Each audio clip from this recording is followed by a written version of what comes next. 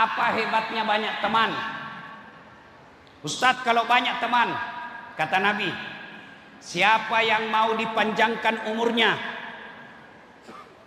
dimudahkan rezekinya, tertolak dari bencana, hendaklah dia bersilaturahmi, hendaklah dia menjalin pertemanan. Dan saya telah membuktikan, satu, murah rezekinya orang banyak temannya. Saya selalu bilang begini, Bu, ngantuk kayaknya ibu-ibu ini. Ayo Pak, saya ini tidak banyak uang, tapi banyak temanku. Temanku banyak uangnya. Iya, saya pergi Papua, telepon Pak Pakiri, Tabib Jenderal, saya ada di Papua. Kenapa Ustaz? Ada mobil? Tenang Pak Ustaz. Jadi mobil aman. Kenapa? Banyak teman. Saya di Makassar, Bu, hampir tidak pernah laku uangku. Kenapa? Kemana-mana ada yang kenal saya, teman. Saya pergi pasar, baru turun dari mobil, ada ini yang teriak, "Assalamualaikum Ustaz." Dalam hatiku, aman dan terkendali. Masuk, ada yang isi sayur. Berapa Ji? Ajaknya Ustaz. Ndak enak, baru. Ndak usah Ustaz. Ndak enak, masih pagi-pagi. Dalam hatiku, memang itu yang kutunggu. Tadi saya minum kopi tadi sebelum ke sini. Begitu saya mau bayar, ada lagi yang sudah bayarkan. Itulah enaknya banyak teman. Banyak teman, banyak rezeki. Bismillahirrahmanirrahim. Innallaha wa malaikatahu yusholluna 'alan nabi. Ya ayyuhalladzina amanu sallu 'alaihi wa sallimu taslima. Sesungguhnya Allah dan para malaikatnya bersalawat kepada Rasulullah Muhammad sallallahu alaihi wasallam. Maka wahai orang-orang yang beriman, bersalawatlah kalian kepada Rasulullah dengan sebaik-baik salawat. Ayo kita salawat bareng-bareng. Laki, perempuan, bapak, ibu, belakang, ayo salawat sama-sama. Salatullah salamullah ala toha rasulillah. Salatullah salamullah ala yasin tawassalna bi bismillah wa bil hadi rasulillah wa kulli mujahidillah bi ahlil bah. Alhamdulillah. Terima kasih Bapak Ibu, saudara-saudara sekalian teristimewa yang kita hormati, Bapak Komisaris Jenderal Haji Matius Fakiri yang insya Allah dimuliakan dan dirahmati Allah Subhanahu wa Ta'ala. Yang kita muliakan Ketua Dewan Masjid Provinsi Papua, Bapak Dr. Haji Mansur MM. Yang kita hormati yang mewakili Kapolda. Yang mana mewakili Kapolda? Bapak Irwasda. Bapak ini hebat Pak. Pak Jenderal ini beliau hebat sebab bisa mewakili Kapolda. Kapolda tidak bisa mewakili beliau. Hebat Bapak ini Pak, Masya Allah. Betul ya, Masya Allah. Oke. Dan semua tamu-tamu kehormatan yang minta maaf, saya tidak bisa sebut namanya Bapak satu-satu. Ada Dirut PT Air Minum Jayapura. Ada Bapak Profesor Dr. Haji Idrus Al-Hamid SAG MSI. Ada Ketua MUI Papua. Ada Kepala BSI Cabang Jayapura. Mewakili Pandam 17 Cendrawasih, tokoh agama, tokoh kelontong, tokoh pemuda, Kepala Kejaksaan Tinggi Papua, Ketua Umum Masjid Raya Baitur Rahim, Ketua Umum DMI Provinsi Papua, Dasat Latif. Oke. Suatu kali Nabi bertanya, "Atadruna manil muflis?" Saudara-saudara sekalian, kamu tahu enggak siapa yang bangkrut nanti di akhirat? Ada yang angkat, "Yang tidak sholat ya Rasul." Oh, dia sholat. Sholat sunnah juga bagus. Yang tidak puasa Ramadan ya Rasul. Oh, puasa Ramadan penuh, Senin Kamisnya bagus. Yang tidak bayar zakat ya Rasul. Dia bayar zakatnya, zakat fitrah, zakat harta dia keluarkan. Yang tidak haji ya Rasul. Dia haji, bahkan sudah umroh. Heran semua sahabat. Dia puasa, dia sholat, dia haji, dia bayar zakat. Kalau begitu siapa ya Rasul? Nabi menjawab, jarusu wa khati'ur rahim. Tetangga yang jahat sama tetangganya dan yang memutuskan tali persaudaraan. Ini temanya. Merajut ukhuwah, memperkuat ketakwaan. Nah, sahabat heran, kenapa bisa bangkrut? Dia sholat, dia puasa, dia haji, dia bayar zakat.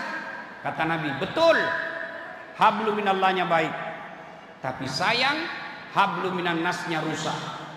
Dia setor hajinya, ya Allah, ini hajiku. Datang tetangganya, tunggu dulu, saya pernah tetangga di Papua. Katanya anakku yang lurus rambutnya bukan anaknya suamiku, karena suamiku keriting rambutnya. Gara-gara fitnahnya saya tinggalkan tanah Papua, padahal saya sudah ada warung toko di situ. Saya minta keadilan hari ini. Allah berfirman, ambil hajinya. Habis mi hajinya, Bu. Datang lagi tetangganya, ya Allah, ini sholatku. Datang lagi satu kantornya, tunggu dulu, saya pernah satu kantor di kantor gubernur. Saya pernah difitnah, katanya saya mendukung calon ini. Gara-gara fitnahnya saya dimutasi, yang tadinya kepala dinas menjadi staf ahli, ahli yang tidak ada stafnya. Saya minta keadilan. Allah berfirman, ambil sholatnya. Sudah habis apanya, Bu? Habis haji, habis sholat. Dia setor lagi puasanya. Ya Allah, ini puasaku. Datang tetangganya, saya pernah tetangga di Jayapura, nah serobot tanahku 2 meter. Gara-gara tanahku dia serobot, saya mau lapor polisi, temannya polisi. Terpaksa tidak ada got. Setiap hujan banjir rumahku karena dia ambil gotku. Saya minta keadilan. Allah berfirman, ambil puasanya.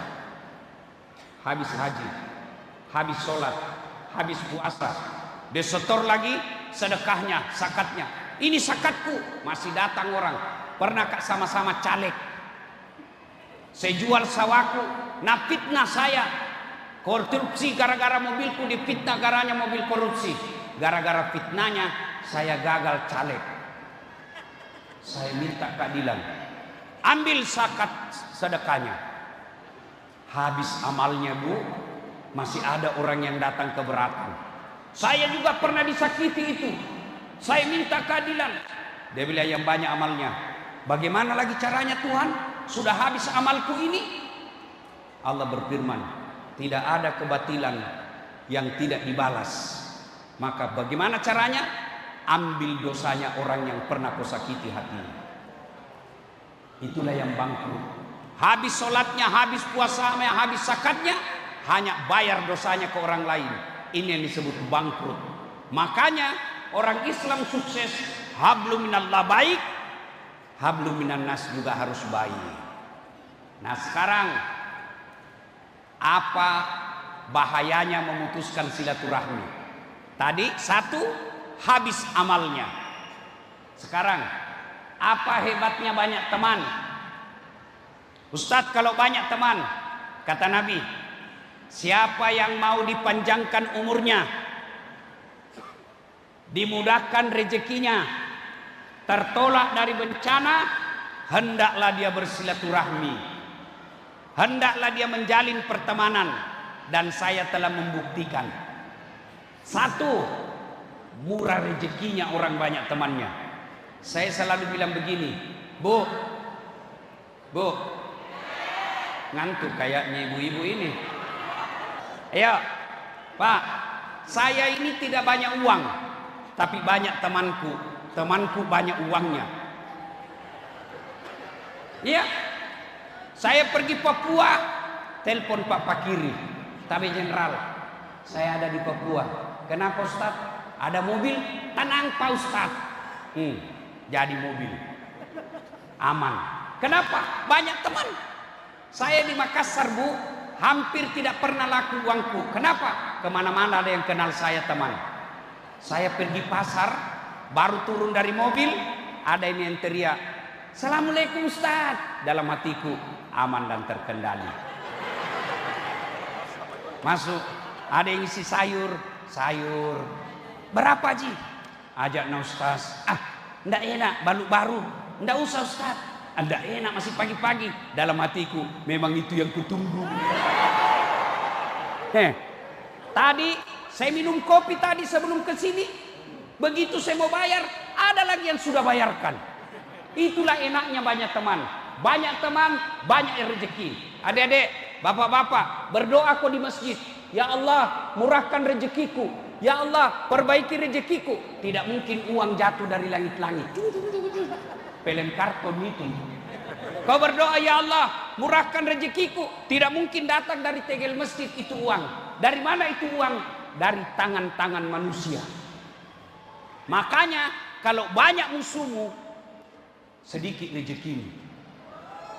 Banyak temanmu, banyak rezekimu. Banyak istrimu, banyak susahmu.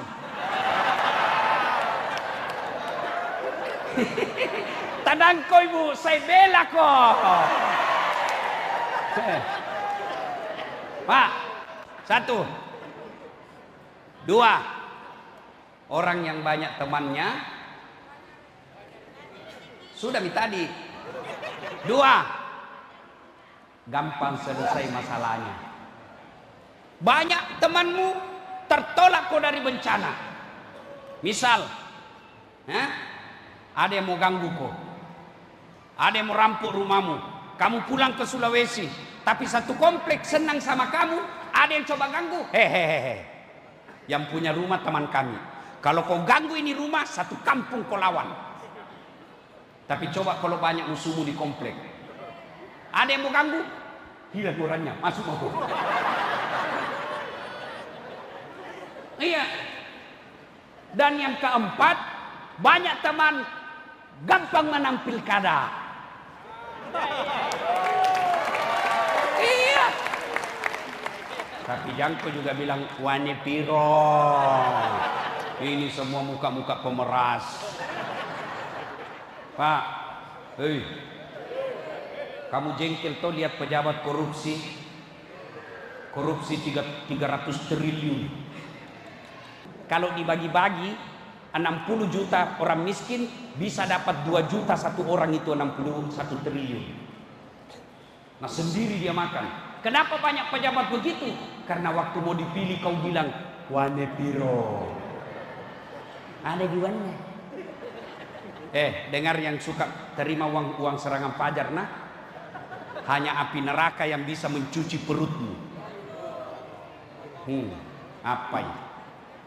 Nah bilang, ini bukan serangan fajar Ustaz, ini sedekah subuh.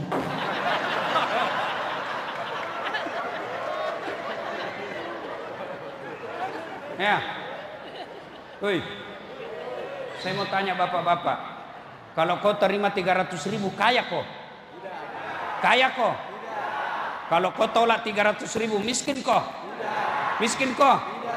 Namun yang pasti, kalau kau terima 300.000 itu artinya kau yang baik untuk jadi anggota DPR, untuk jadi bupati, untuk jadi pejabat. Kenapa? Hanya anak orang kaya yang bisa jadi pejabat. Tapi coba kalau tidak ada uang sogo, siapa saja bisa jadi pejabat. Kenapa? Tidak perlu biaya.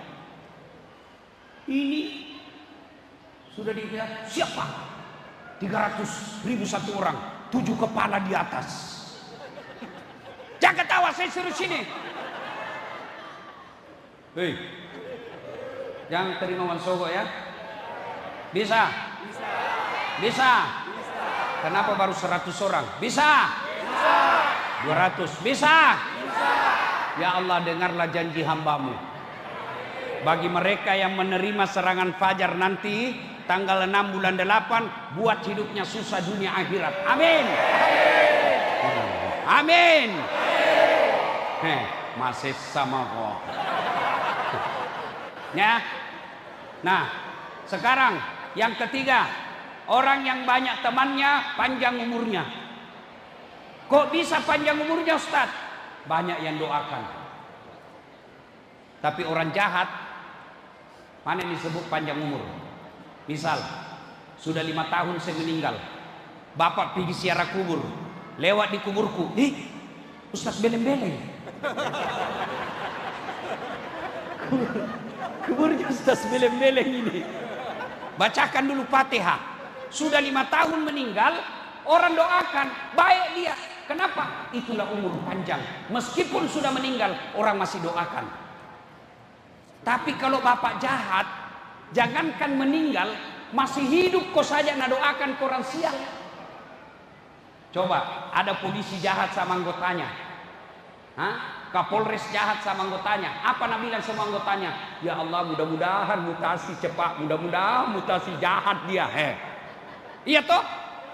Anggota DPR jahat, dibawanya dia doakan, mudah-mudahan mati saya ganti, mudah-mudahan ditangkap KPK supaya saya ganti. Iya, tapi kalau kau baik, orang doakan kamu, maka merugi orang yang banyak musuhnya. Ya. Yang kedua, hebatnya apa lagi? Yang ketiga, panjang umur, saya ulang, murah rezekinya, tertolak dari bencana, panjang umurnya. Yang ketiga, poin kedua, bagaimana menyambungkan silaturahmi? Satu, meminta maaf. Bapak pernah membohongi Pak Kiri. Siapa? Aman. Pemilu yang lalu. Tiba-tiba ada datang 500.000. Kau lupa janjimu sama beliau. Kau datang minta maaf. Sebut judulnya dosamu. Pak, minta maaf Pak. Itu hari Bapak suruh saya bikin baleho 5, 2 saja saya bikin Pak. Termasuk bapak-bapak yang pernah sakiti istri, pernah bohongi istri, minta maaf, sebut judulnya. Nah, saya bilang, Pak, susah itu Ustaz. Misalnya Ibu, syaratnya orang minta maaf. Dengar ini kalau minta maaf. Satu, tidak begini saja. Maaf lahir batin, dunia akhirat, sengaja tidak disengaja, ujung rambut sampai ujung kaki. Tidak begitu caranya. Bagaimana caranya? Satu, jabat tangannya. Dua, pandang matanya. Jangan kau sama tangan begini. Yo, di mana? Tidak boleh begitu. Pandang matanya. 3, senyum. 4, salawat kepada Nabi. Allahumma salli ala Sayyidina Muhammad wa ala ali Sayyidina Muhammad. Yang kelima, sebut judulnya dosamu. Bu, Nabi bilang suaminya, Bu, maafkan Kak. Apa judulnya? Nabi bilang, Ustaz sebut, nanti mengamuk kau lagi. Apakah? Sebut kau apa? Berjanji kau tidak mengamuk? Iya, tidak ji. Maafkan Kak Bu. Waktu ku pergi Makassar, hilap Kak Ibu. Ada perempuan mirip sekali kok. Hilap Kak Ibu. Maafkan saya. Nabi bilang istrinya, biasa Pak. Begitu memang manusia biasa. Kadang-kala kita hilap. Lalu Nabi bilang istrinya, karena dulu waktu kau pergi Makassar, saya juga hilap di belakang.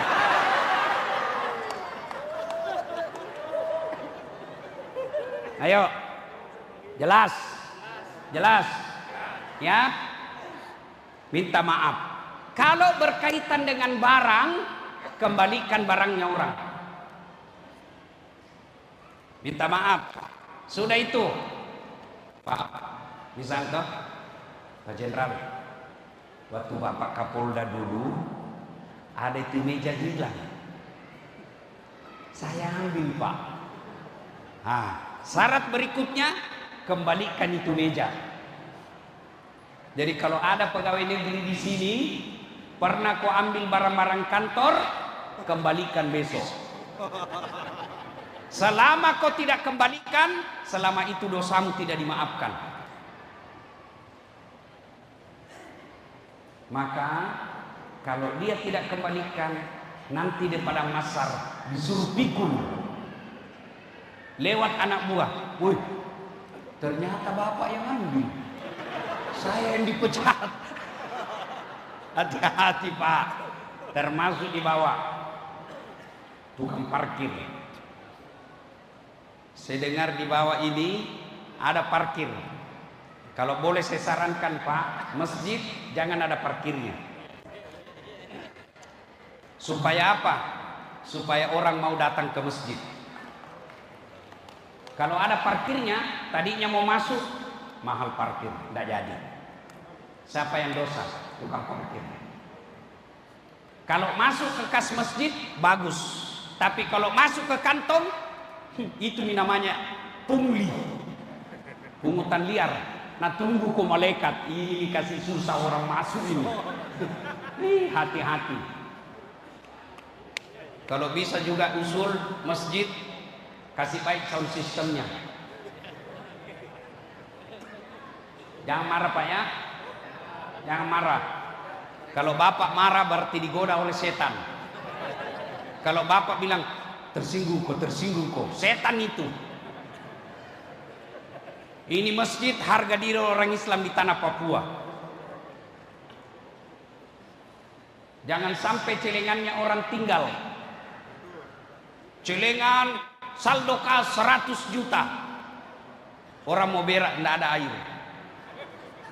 Saldo kas 100 juta. Sound sistemnya jelek. Panitia masjid, betul kau tidak masuk neraka, tapi ditanya-tanya nanti di akhirat. Sama kalau dipanggil KPK, dipanggil sama polisi, betul kau tidak di penjara, tapi dipanggil kau 4 kali datang, muceme ya lemu. Disuruh kau datang jam 8, jam 3 sore baru diperiksa. Apa? Tidak masuk kau neraka, tidak masuk kau penjara, tapi ditanya kau terus. Begitu juga pengurus masjid yang tidak mempergunakan dana masjid dengan sebaik-baiknya. Jangan bapak tersinggung. Ini gunanya ceramah. Kalau bapak tersinggung tidak apa-apa, saya sudah mau pulang juga besok. Saya tinggal di sini. Ini juga mumpun saya ingat. Saya ini ceramah kemana-mana Pak. Masjid di Papua bagus-bagus. Alhamdulillah. Cantik-cantik masjid di Papua. Tinggal pengurusnya perlu diperbaiki. Masya Allah.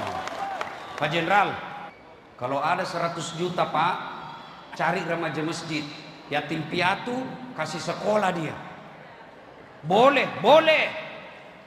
Ada bapak-bapak kasihan pinjol, terikat pinjol 3 juta, bayarkan, suruh bayar dia cicil 50.000 ke 1 bulan. Boleh, boleh, karena memang untuk meringankan beban orang miskin.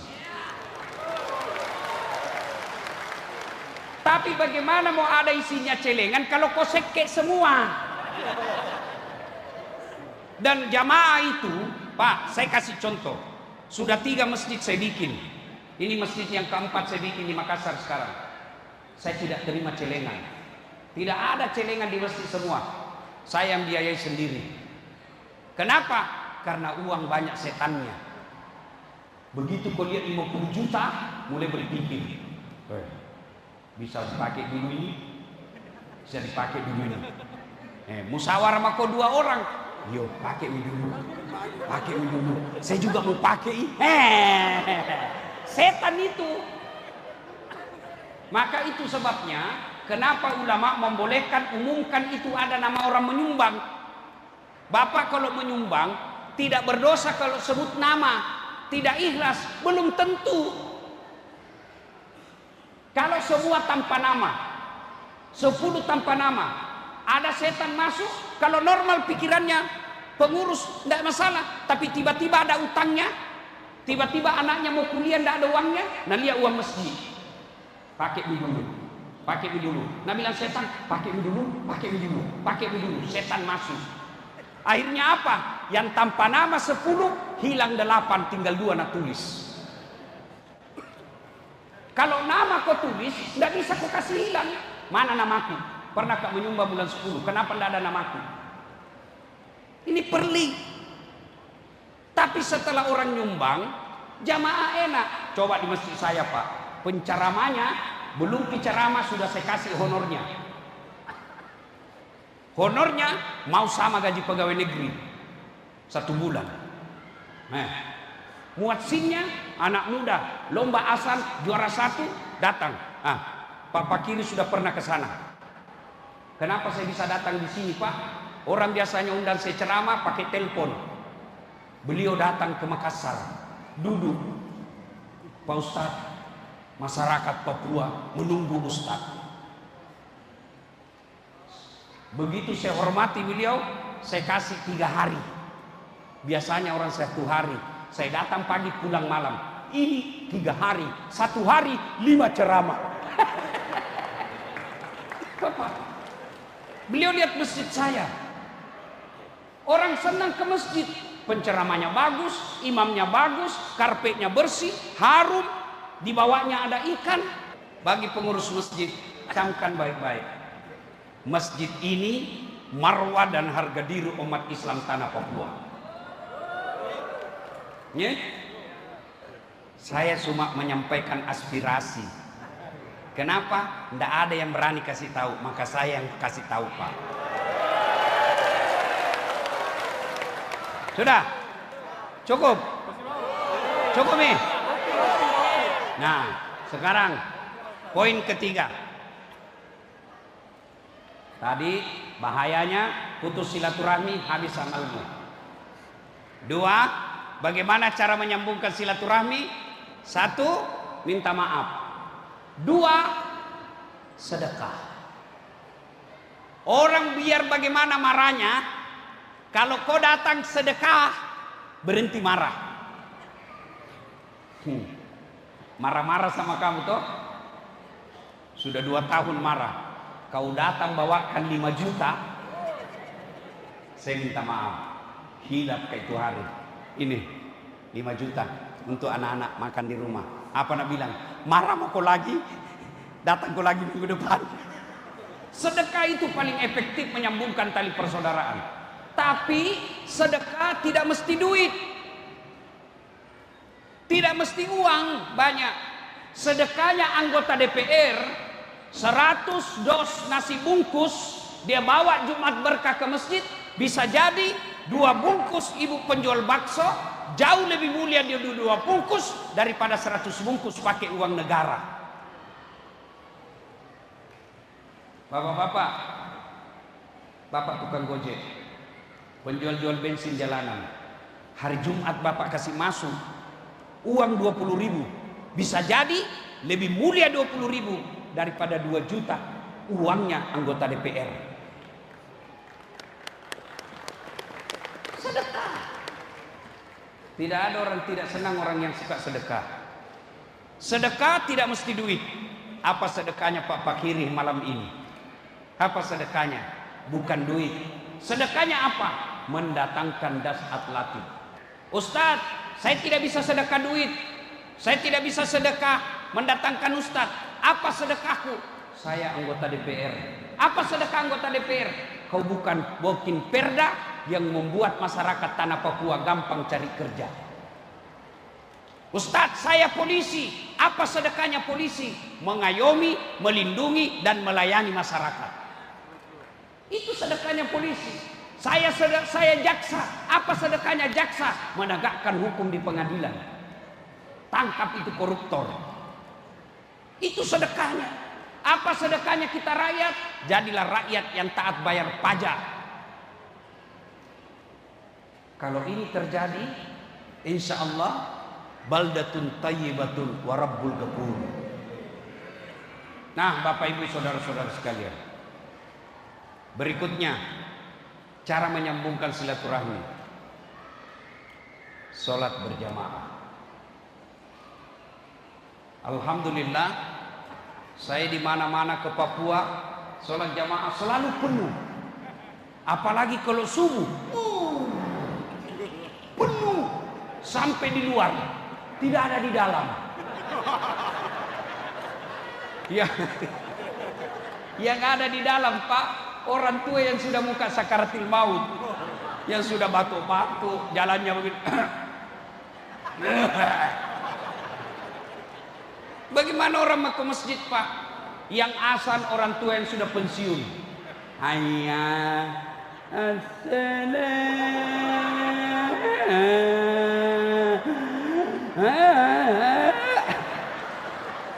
Saya bilang anak muda, itu lagi. Ya, penceramanya mulai salam pertama sampai terakhir neraka terusnya cerita.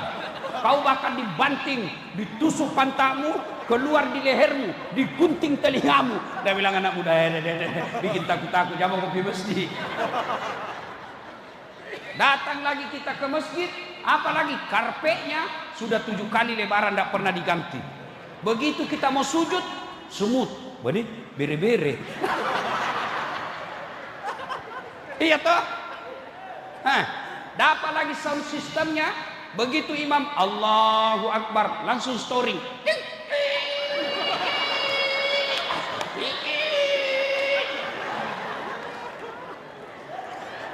Kenapa storing? Teknologi baru yang pegang orang tua tidak tahu teknik.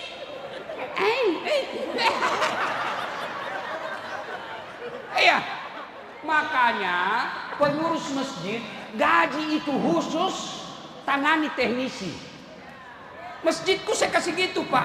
Ada khusus yang gaji untuk mengatur teknisi.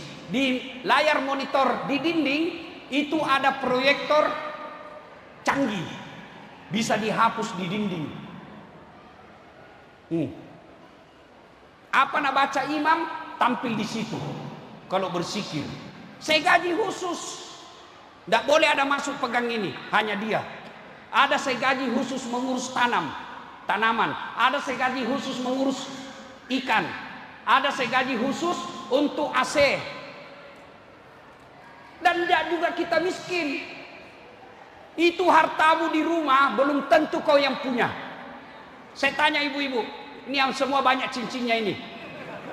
Ayo ibu, kalau ibu meninggal siapa yang pakai emasmu? Istri kedua. Kawin lagi suamimu. Oh bu, waktu meninggal kok nak cabut cincinmu. Ini cincin kawin dulu. Nggak bisa keluar, nak kasih sabun. Sudah itu, nak cabut lagi gelangmu. Ini dulu waktu kita pergi umroh. Sudah itu, nak ambil lagi kalungmu. Terakhir, nak cabut cincin gigi palsumu. Sudah itu, nak bungkus. Nak kasih sapu tangan, nak bungkus. Nak kasih masuk di lemari. 3 bulan kemudian, pergi acara reuni. Ketemu teman SMA-nya yang sudah janda. Nah bilang, lamanya baru ketemu. Bagaimana kabarmu? Meninggal suamiku janda, Kak. Saya juga duda.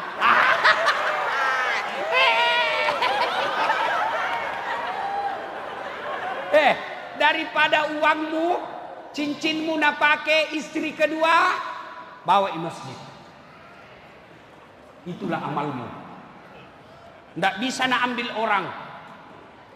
Pengurus masjid gunakan untuk kemakmuran masjid. Sound system macet, panas. Mana anak muda mau datang? Dapat lagi imam. Allah. Ada imam suka nak balik-balik sunnah Nabi. Nabi bilang, kalau kau jadi imam, ringkaskan bacaanmu. Itu Nabi bilang. Bapak-bapak, percaya enggak sama Nabi? Percaya sama hadis?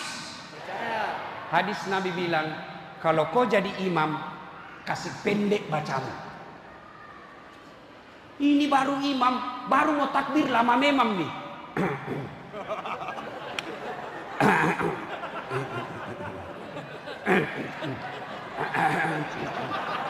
Gaji itu aku tinggal langkah saja jadi. Biasa toh nggak ada acting nih.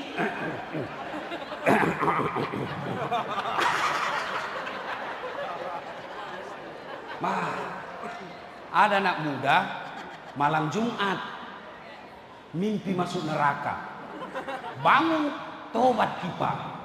Pigilah dia sholat Jumat subuh di masjid. Pulang, na telepon kak, Ustaz, aliran sesat itu mesti kutampati sholat subuh. Kenapa bisa dek? Sembahyang subuh 3 rakaat Ustaz. Saya bilang bukan 3 rakaat, sujud tilawah itu namanya. Kau yang beleng-beleng. Makanya itu imam sebelum angkat takbir kalau subuh Jumat kasih tahu jamaah. Sebentar kita sujud tilawah. Supaya orang tahu. Ini kalau sendiri kul-kul. Allah. Sekali nak jadi imam, apa nak baca? Al-Anfal ayat 4 sampai 50. Mau ki ikut, ndak dihafal, mau ki ruku, belum bisa selesai, terpaksa dibaca semua di dinding. Saldo kas, pengeluaran, bayar listrik, bayar air, gaji imam, udah dibaca semua itu. Belum selesai juga Pak Imam, kalender lagi dibaca, Persatuan Guru Republik Indonesia. Belum selesai, baju tim sukses lagi dibaca, Matius Pakiri, calon gubernur nomor urut 2.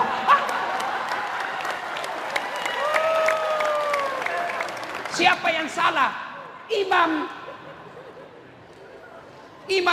Nabi bilang kasih pendek kalau kau jadi imam. Itulah sebabnya kalau jadi imam itu sunnah. Imam bilang salat jami rahimakumullah. Untuk apa? Lihat pasukan. Kalau orang tua semua di belakang, anak muda jangan kau lama-lama. Kau siksa orang tua kau dong. Ada yang rematik datang. Dalam hatinya, wih lampe paga kasih naya. Belum selesai, naik lagi kepalanya, jatuh lagi ke siapa? Siapa salah? Siapa salah? Siapa salah? Imam. Yang kedua, baca yang umumnya orang hafal. Sambung. Hening suasana, diam semua orang. Tiba-tiba imam bilang, tolong sambung di belakang. Dia bilang yang di belakang, saya juga tidak tahu.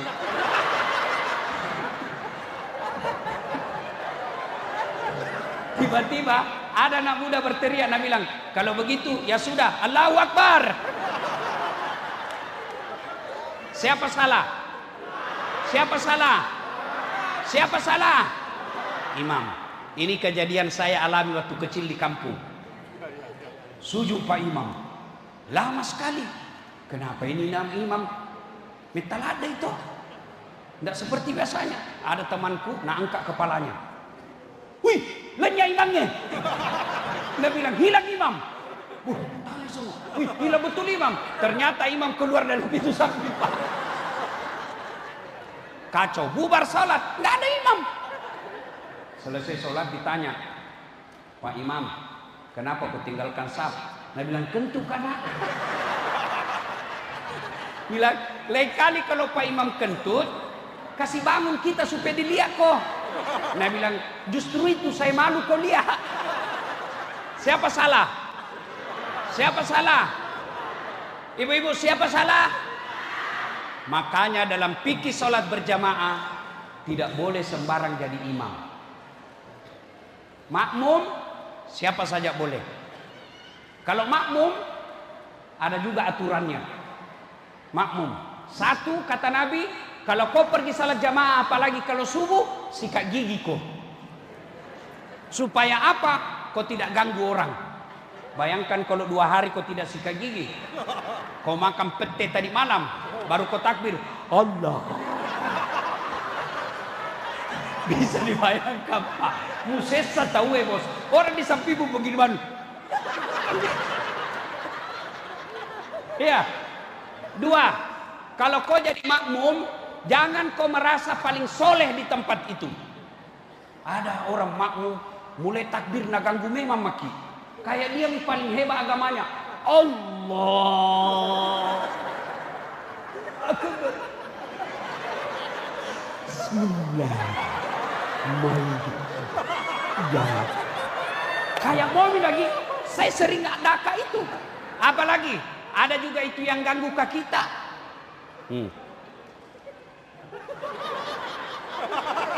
Ada begitu, ada. Saya pergi sholat, nah kasih kena kakiku, saya kasih pindah lagi. Nah kasih dekat lagi. Nggak bisa goyang kakiku. Terpaksa aku kasih begini. Selesai sholat, tanya Kak, kenapa injak kakiku Ustaz? Kau ganggu saya. Mana bisa saya husu? Kakiku terus kupikir, jadi seperti kita menginjaga. Saya tanya, kenapa kau kasih dekat kakimu? Nah bilang, Ustaz, supaya sap rapat. Dek sini kok. Kalau mau rapat sapmu, bukan kaki kau kasih rapat, ini atau siku. Kalau kakimu kau kasih rapat kakimu, sapmu longgar.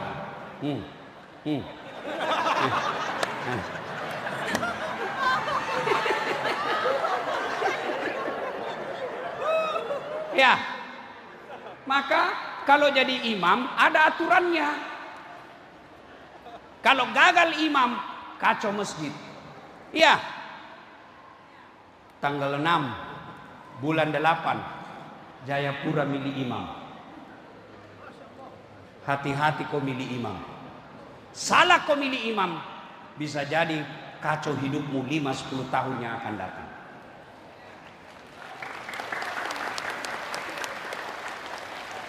Maka perintah agama, wa'tasimu bihablillahi jami'an wala tafarraqu. Berpegang teguhlah engkau kepada tali agama Allah. Tali agama Allah. Jangan kau bercerai-berai.